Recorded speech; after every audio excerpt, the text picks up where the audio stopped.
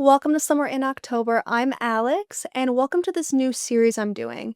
I'm going to try to put this out every week, at minimum every 2 weeks, where I talk about 4 or 5 movies that are underrated or just like less known, lesser talked about, that fit a similar theme.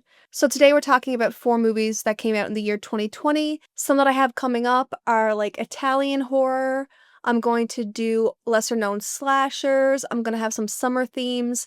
So, what connects them could be anything. But the point of this is that one, we are talking about movies that probably don't get talked about enough, and hopefully you discover something that you like because I'm going to rank them or talk about them from what I like the least to what I like the most. Because let's be real, not every single one is going to have a heavy hitter. I'm not going to have spoilers, but if you've seen the movie, I'm going to talk to you through context clues and you'll understand what I'm meaning. Because I just want to introduce you to movies, I want to start the conversation, and because I'm catching up on really big movies, this also lets me lean into other things. Anyway, let's get into it. So the first movie from the year 2020 that initially I was going to rank third out of the 4, but after thinking about it and actually after watching Texas Chainsaw Massacre and more horror like that, I'm ranking it last, and that is Honeydew. Now, this movie, it could be your type or your cup of tea. Honeydew is about a couple who go camping on a random piece of land and they're having car trouble, so they're kind of stuck in a unknown and very rural, very empty, isolated area, and they're told that they need to move. So their car is not working. This man is like, "Get off my property." So they seek help and they get help. They get help from very isolated, rural people. It's kind of that trope of people who live so far out in the woods that they're a little bit different, a little bit weird. So very similar to Texas Chainsaw Massacre. Think about Deliverance, like those families. That's the vibe I get. First, I'll tell you what I loved.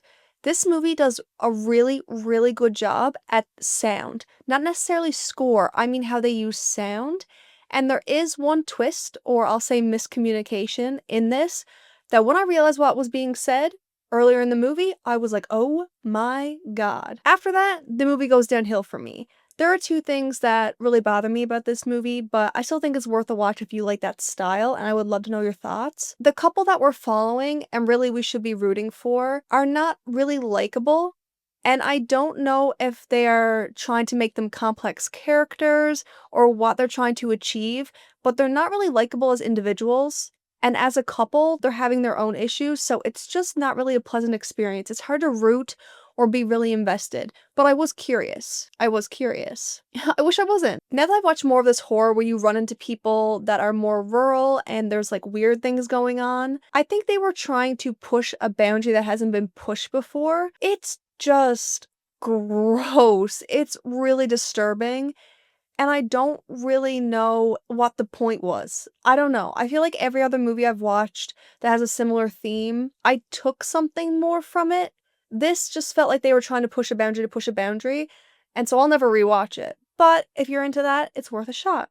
The next movie that I watched from 2020 is Don't Speak. So Don't Speak is very similar to A Quiet Place. I don't know if they were trying to capitalize off that concept, if they just didn't win the race to that concept, whatever it may be. I can't even remember what year A Quiet Place came out, but I feel like it was way before 2020, so don't mind me. What I did like about it is the monster design. There was a really cool monster design. I could really buy into it.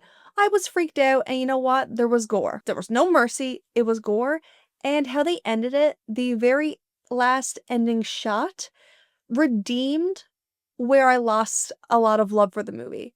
Like, if it hadn't ended that way, I think I would have liked it a lot less. But how it ended, I was like, "Hey, this makes sense," and the shot was beautiful. If you like monster movies, I definitely think it's worth checking out. It's not something I think anybody's gonna go crazy for, but it's not that bad.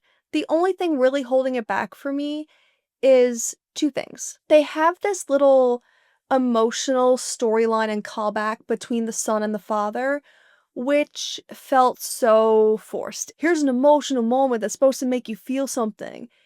We didn't need that. You can have emotional moments between family, between characters, without having this, like, bigger reason why you should be more sad. If you are running away from a monster with your father, you're probably gonna be sad. We don't need extra layers on that. And the other thing, I don't know if it just wasn't thought out or they thought that this would be a unique twist, but we're dealing with a very isolated cast. There's not a lot of people in this movie. But somehow when they're like, "Hey, there's a monster, this is happening," no one really argues it or pushes back or has, like, what I would expect a reaction to be. At least someone should be like, "No, there has to be a logical explanation." Like, everybody was like, "Oh, we solved it. We know exactly what's going on because of this, and this. It makes sense. That's what it is."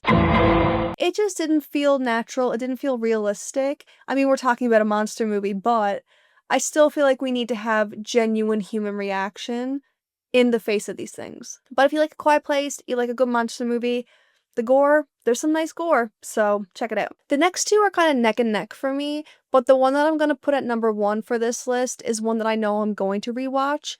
This one, I don't know if I'll rewatch it, but I did enjoy it, and that's Spree. So Joe Carey, you'll probably know him from DJO, that song, Chicago.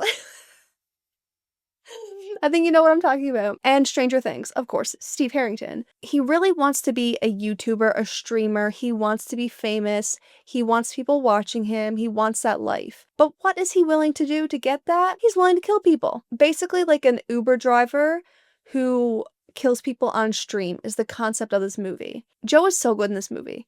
And you guys know me. Usually when there's social media involved, not my cup of tea. I really don't like social media movies, horror movies. It's just not my vibe. But how they do the streaming and the different cameras is so cool. So we have sometimes like a YouTube video or a phone screen, and sometimes it'll be side by side what's really happening. And then when he's streaming in the car, they have multiple cameras put up everywhere, so we keep getting all these different angles. That is so smart, because if it would have just been like the one front angle, I can see where it will get old. This movie takes literal twists and turns. I mean, he's like a spree driver, which is like an Uber driver. The one thing that holds this movie back, we have this ending, which I didn't mind the ending, but the story we built up for it, I don't know. I don't think we needed this big lesson. And Spree was so fun, and like you were so anxious because one, you kind of weirdly root for him to get viewers in a weird way. You're also very curious what he's gonna do, who he's gonna pick up, what's next. And then you're also like, is he gonna get caught? He's streaming this, it's public. It's a really entertaining watch, and I do understand the story that they weaved in to set up the ending. We even could have still had that character who drives the plot. We still could have let them have their moment in the spree. Oh, spree. Is it like kill spree? Is that the I just got that, I think. We could have had that character who drives the ending plot still have their moment, but then just get more into it, because that would have been a perfect movie for me. But I'm nitpicking, okay? This is a really, really fun movie, and if you haven't watched it, it's time to watch it. Now, my number one pick from the 2020s, out of the four that I've chosen, I'm probably going to do a part two. That's the thing with these themes too. I want to keep them only to a few movies so we can really talk about them, especially in the comments, it'll be easier. So I might do a part two to this if there's more movies from the 2020s. Comment down below if you have a movie recommendation or a theme. Either just comment the theme, or if it's a certain movie, mention what theme it could fit in, or I'll try to figure it out, but you know what I mean. My number one from 2020 is The Wolf of Snow Hollow. I have heard a lot about this movie. I've heard a lot of people talk about this movie, and it's been recommended to me. And I said, you know what? This is perfect. I have this theme. I want to check it out. This is definitely a movie you want to watch in the wintertime because it's a very wintry setting, but it is fascinating. For one, I was really invested in the characters. So we're set in this town and we're basically following like a sheriff's department, and there are some vicious attacks. Some of it were shown, a lot of it is just discussed. So if you're expecting like a lot of gore, it's not that kind of movie. But the way they describe what is done is horrendous, okay? Like, what is done to these victims is horrendous. And so you are following a sheriff and their community trying to figure out who or what is doing this. There's also some dynamics within this. So we have this main character, this main guy who's basically doing the case. And he is working with a woman, and she is pretty chill, calm, cool, and collected. And she balances him out pretty well because he is off the deep end, okay? He's an alcoholic, he is struggling, he has a strained relationship with his daughter, like, there's a lot going on with him. Like, it almost doesn't make sense. He's the type of character who I think most movies I would never be able to stand, but they whatever this I don't know if it was the actor, the dialogue, whoever perfected this character, probably a mix of everything. He is so unhinged and angry and negative, and sometimes you're like, "I wanna root for him because he's struggling," and other times you're like, "You're just an asshole." But it's also captivating. It's pretty hard to have somebody who is a really negative energy be that captivating unless they're super evil, and he's not evil, he's just a man. But you are captivated by his anger. It's so strange, and I love the experience, and I actually really love his story throughout and what we get to see, and what the movie ends up actually being, like the big reveal, what happens. I really liked it. It was, like, oddly kind of a comfort movie, like I said, I would love to turn this on during a snowstorm. It's definitely more, I would say, crime thriller than super horror, but again, you guys know me, it's adjacent. It's in my list.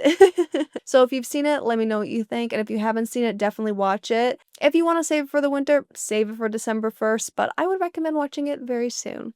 Alright, let me know how you feel about this new series, if there's anything I can do to improve it. I'll also be filming some first watches from movies in these lists, I just didn't get to do it for the first one, so thanks so much, I'll see you in the next one.